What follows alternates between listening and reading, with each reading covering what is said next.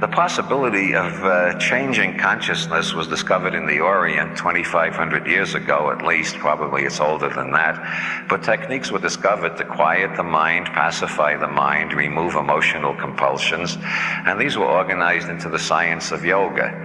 As John Lilly says, yoga is the science of the East, as science is the yoga of the West. The scientific worldview grew up in the West between 1500 and 1750, largely due to mystics who were known as Hermeticists. This Hermetic scientific revolution between 1500 and 1750 saw theology as its enemy, and there was no conflict between Hermeticism and science. They were both based on experiment. Find out what happens if you do this. And they were both opposed to the authority of the church. Shortly after 1600, this began to split, and the Hermetic tradition faded into the background, and we developed for the first time in history a science that had absolutely no connection with anything except pure reason. The Hermetic tradition was that there is no such thing as pure reason. You've got to first work on your own perceiving apparatus to correct your prejudices, and the scientist is not separate from what the scientist observes. And the general yogic attitude that you are the master who makes the grass green.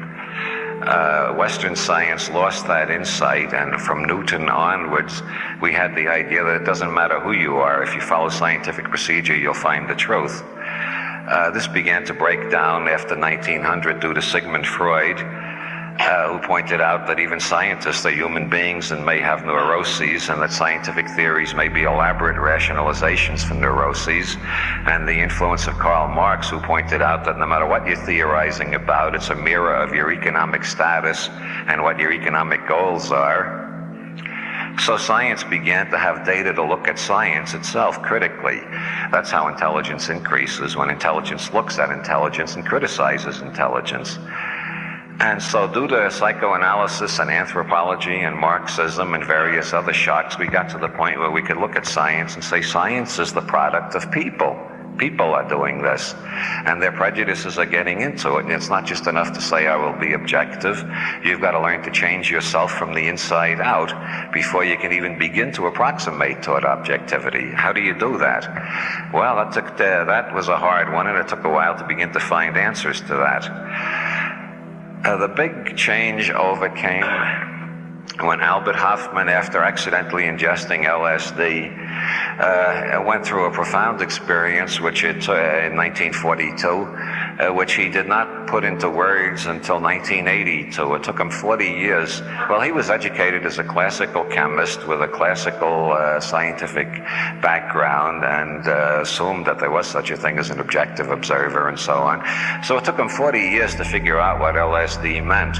And in 1982, he wrote an essay on the 40th anniversary of the discovery of LSD, in which he says, the main thing I've learned from LSD is that there is no objective reality separate from us. All there are the realities that our nervous systems construct out of the signals they receive. This became obvious to others due to the things that were happening in quantum physics from 1900 on. And the doubling of knowledge between 1900 and 1950, physicists discovered that the atomic world is just not describable in terms of Aristotelian logic. For one thing, you can't describe anything on the quantum level accurately unless you include the observer in your picture.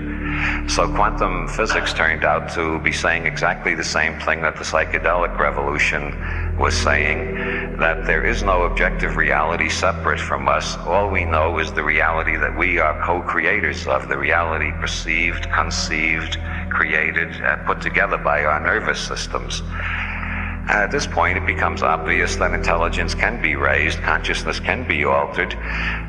Nothing is static. All we've got to do is learn how to change our nervous systems, and we can go to wider and wider reality tunnels and bigger levels of perception and so on. And so there was a great deal of drug research, and a lot of people were getting a lot of radical ideas, and so the government made it illegal, which is the natural thing to do if you're a politician. The last thing you want is intelligence increase. Meanwhile, there were researches in drugs the government hadn't forbidden yet, and along came XTC. and psychiatrists all over the country were curing damn near everything with it. And there was wild enthusiasm, and the 60s started to be repeated all over again, so the government made that illegal too. Meanwhile, we are learning more and more about how these various techniques work and different approaches to them. There are flotation tanks in almost every large American city now. On this tour, I have seen flotation tanks virtually every place I have gone, and that hasn't been made illegal yet. Nobody has made pranayama illegal yet because it would be impossible to enforce. Well, you just have to read a book on yoga and learn how to breathe through alternative nostrils, and you find you go into an entirely different consciousness state.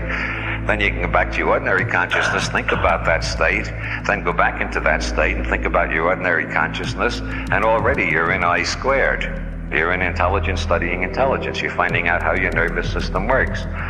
So with each decade since the 1960s, we are moving more and more to the place where we can change our nervous systems, change reality tunnels, and make bigger and bigger reality tunnels. Once you look down at your reality tunnel, whether your reality tunnel is Ohio Methodist, or New York Jewish, or Marin County hippie, or Tokyo capitalist Zen Buddhist, or Iranian Muslim fundamentalist.